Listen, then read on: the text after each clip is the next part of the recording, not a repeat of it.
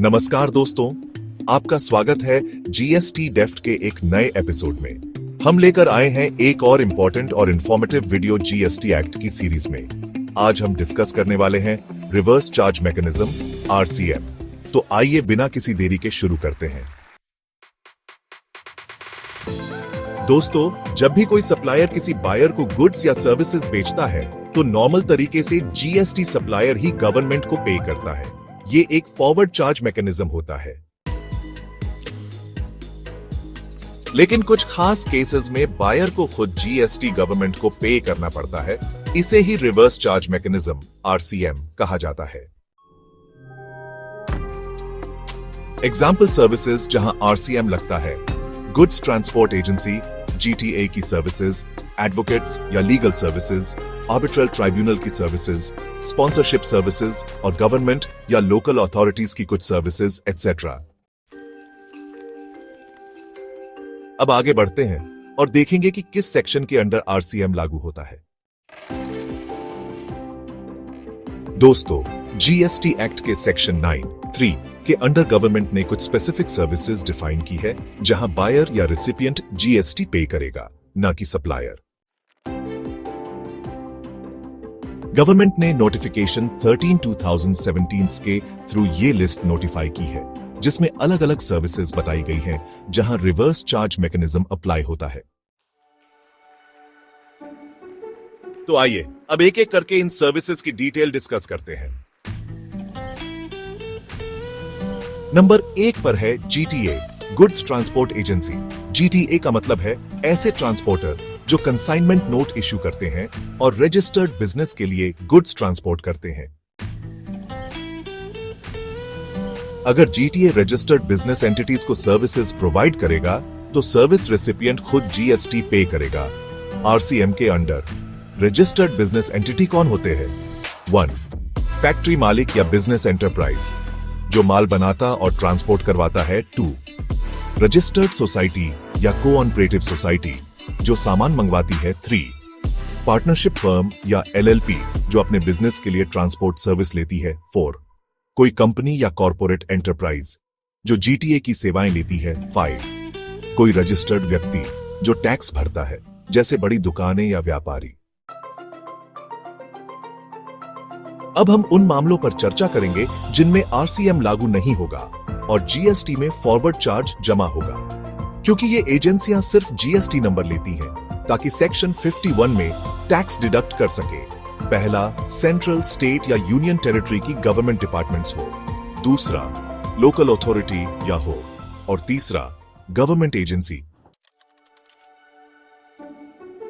GTA forward charge का विकल्प लेकर खुद टैक्स जमा करा सकता है। इसके लिए वह एनेक्सुअर 3 फाइल करेगा। फॉरवर्ड चार्ज का एक बेनिफिट यह है कि जीटीए खुद आईटीसी क्लेम कर सकता है।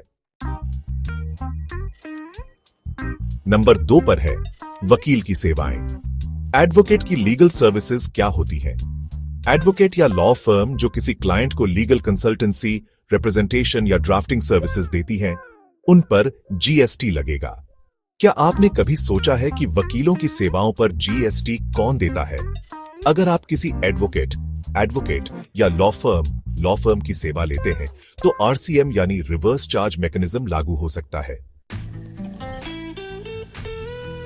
अगर एडवोकेट या सीनियर एडवोकेट ने बिजनेस एंटिटी या रजिस्टर्ड कंपनी को सर्विस दी है तो रेसिपिएंट को जीएसटी देना पड़ेगा। लीगल सर्विसेज के केस में आरसीएम नहीं लगेगा जब पहला, अगर लीगल सर्विस एक नॉन बिजनेस एंटिटी को दी गई हो। दूसरा, अगर क्लाइंट एक गवर्नमेंट एंटिटी हो। नंबर 3 पर है आर्बिट्रल ट्रिब्यूनल की सर्विसेज। आर्बिट्रल ट्रिब्यूनल क्या होता है?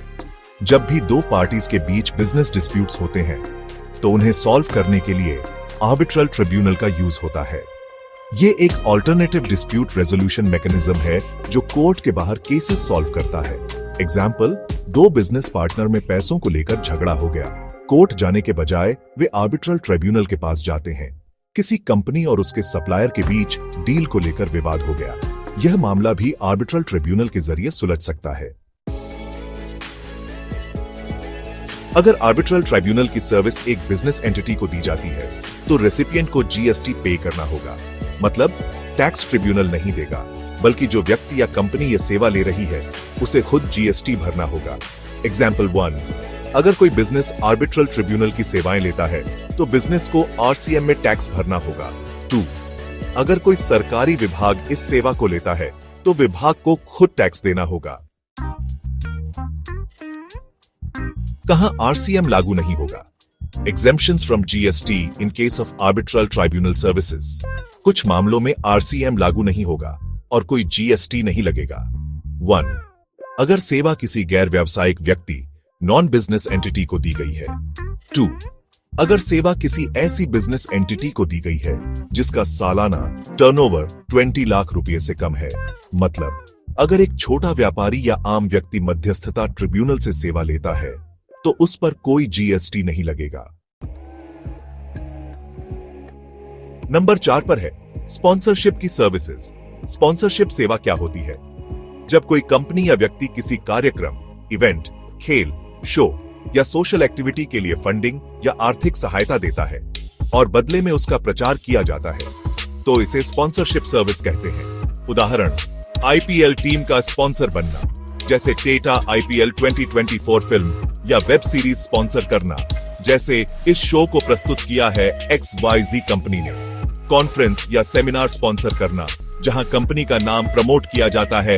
खेल प्रतियोगिता या मैराथन स्पॉन्सर करना, जैसे XYZ मैराथन 2024 इंचेस। मतलब जब कोई बिजनेस स्पॉन्सरशिप देकर अपना प्रचार करता है तो यह सेवा जीएसटी के दायरे में आती है। स्पॉन्सरशिप सेवाओं पर आरसीएम कब लागू होता है? नोटिफिकेशन 13/2017 के एंट्री नो 4 के अनुसार अगर स्पॉन्सरशिप सर्विस किसी कंपनी, बॉडी कॉर्पोरेट या पार्टनरशिप फर्म को दी जाती है तो आरसीएम लागू होगा। मतलब टैक्स स्पॉन्सर को खुद भरना होगा, न कि जिसे स्पॉन्सरशिप मिली है। उदाहरण, अगर टेटा किसी स्पोर्ट्स इवेंट को स्पॉन्सर करता है तो टेटा खुद जीएसटी भरेगा, आरसीएम लागू होगा। अगर XYZ लिमिटेड किसी सेमिनार को स्पॉन्सर करती है तो XYZ लिमिटेड को टैक्स देना होगा। स्पॉन्सरशिप सर्विसेज में कब आरसीएम जमा नहीं होगा? अगर स्पॉन्सरशिप सर्विस किसी व्यक्ति को दी जाए तो फॉरवर्ड चार्ज लागू होगा। अगर स्पॉन्सरशिप किसी व्यक्ति, इंडिविजुअल को दी जाती है तो आरसीएम लागू नहीं होगा। इस केस में सर्विस प्रोवाइडर को खुद जीएसटी देना होगा। उदाहरण, अगर कोई व्यक्ति अपना खुद का इवेंट कर रहा है और उसे स्पॉन्सरशिप मिल रही है तो सर्विस देने वाला जीएसटी देगा, न कि वह व्यक्ति। नंबर 5 पर है सरकार द्वारा दी गई सेवाएं। गवर्नमेंट सर्विसेज के 3 कैटेगरीज हैं। पहली, एग्जेम्प्टेड सर्विसेज, जिसमें जीएसटी नहीं लगता, जैसे पासपोर्ट इश्यू और पुलिस प्रोटेक्शन। दूसरी, आरसीएम सर्विसेज, जिसमें रेसिपिएंट जीएसटी पे करेगा। और तीसरी, फॉरवर्ड चार्ज सर्विसेज, जिसमें गवर्नमेंट खुद जीएसटी पे करेगा। 1, सरकार की वो सेवाएं जो पूरी तरह जीएसटी से फ्री एग्जेम्प्ट हैं। सरकार कुछ जरूरी सेवाएं देती है जिन पर कोई जीएसटी नहीं लगता।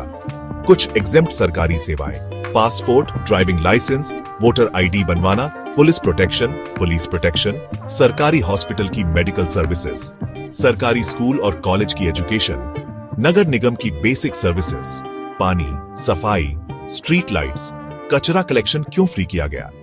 क्योंकि ये सभी पब्लिक के लिए जरूरी सर्विसेज हैं और अगर इन पर जीएसटी लगेगा तो आम जनता को नुकसान होगा।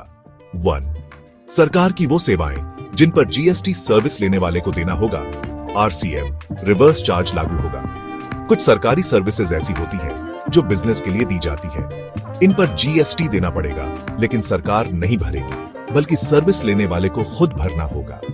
आरसीएम वाली सरकारी सर्विसेज, सरकार से जमीन या बिल्डिंग लीज पर लेना, लीज ऑफ लैंड बिल्डिंग, सरकारी विभाग से लाइसेंसिंग लेना, जैसे शराब लाइसेंस, टेलीकॉम लाइसेंस, सरकारी टेंडर या कॉन्ट्रैक्ट लेना, work contract services, pollution control board से एनओसी लेना, खनन या माइनिंग लाइसेंस लेना, माइनिंग राइट्स।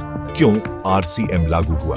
क्योंकि सरकार सेफ्टी और सिक्योरिटी की वजह से खुद टैक्स नहीं लेती, बल्कि बिजनेस को खुद देना होता है। उदाहरण, अगर कोई बिल्डर सरकार से जमीन लीज पर लेता है तो बिल्डर को खुद जीएसटी भरना होगा। अगर कोई कंपनी सरकार से माइनिंग लाइसेंस लेती है तो कंपनी को खुद जीएसटी भरना होगा। 1. कौन सी सरकारी सर्विस पर सरकार खुद जीएसटी भरेगी? फॉरवर्ड चार्ज लागू होगा। कुछ सरकारी सर्विसेज ऐसी होती हैं जिन पर सरकार खुद जीएसटी देती है। फॉरवर्ड चार्ज वाली सरकारी सेवाएं, अगर नगर निगम विज्ञापन की जगह एडवर्टाइजमेंट स्पेस बेचता है तो उसे खुद जीएसटी भरना होगा। अगर सरकार टेंडर डॉक्यूमेंट बेच रही है तो सरकार खुद टैक्स देगी। अगर सरकार कोई कमर्शियल सर्विस देती है तो सरकार जीएसटी खुद भरेगी। अगर सरकार ने प्रॉपर्टी किसी ऐसे व्यक्ति को किराए पर दी जो जीएसटी में रजिस्टर्ड नहीं है तो सरकार खुद टैक्स भरेगी। क्यों फॉरवर्ड चार्ज लागू हुआ? क्योंकि इन मामलों में सरकार एक बिजनेस की तरह काम कर रही होती है, इसलिए उसे खुद टैक्स देना होता है। उदाहरण, अगर नगर निगम किसी होर्डिंग या बिलबोर्ड की जगह किराए पर देता है तो उसे खुद जीएसटी देना होगा। अगर सरकार टेंडर डॉक्यूमेंट बेचती है तो वह खुद टैक्स भरेगी। अगर सरकार किसी छोटे व्यापारी को ऑफिस किराए पर देती है जो जीएसटी में रजिस्टर्ड नहीं है तो सरकार को खुद जीएसटी देना होगा। अब इसमें एक और खास एंट्री जुड़ गई है, एंट्री नो 5A, जो रेंटिंग ऑफ इमूवेबल प्रॉपर्टी से जुड़ी है। चलिए इसे आसान भाषा में समझते हैं। अगर सरकार किसी रजिस्टर्ड व्यक्ति को कोई बिल्डिंग, दुकान, ऑफिस या जमीन किराए पर देती है तो आरसीएम लागू होगा और किराएदार टेनेंट को खुद जीएसटी भरना होगा। एंट्री नो 5 और 5A में क्या फर्क है? अगर सरकार रेंटिंग ऑफ इमूवेबल प्रॉपर्टी किसी बिजनेस एंटिटी को देती है जो जीएसटी में रजिस्टर्ड नहीं है तो सरकार खुद जीएसटी भरेगी, फॉरवर्ड चार्ज। लेकिन अगर यही प्रॉपर्टी किसी ऐसे बिजनेस को दी जाती है जो जीएसटी में रजिस्टर्ड है तो उस बिजनेस को खुद टैक्स भरना होगा, आरसीएम लागू होगा।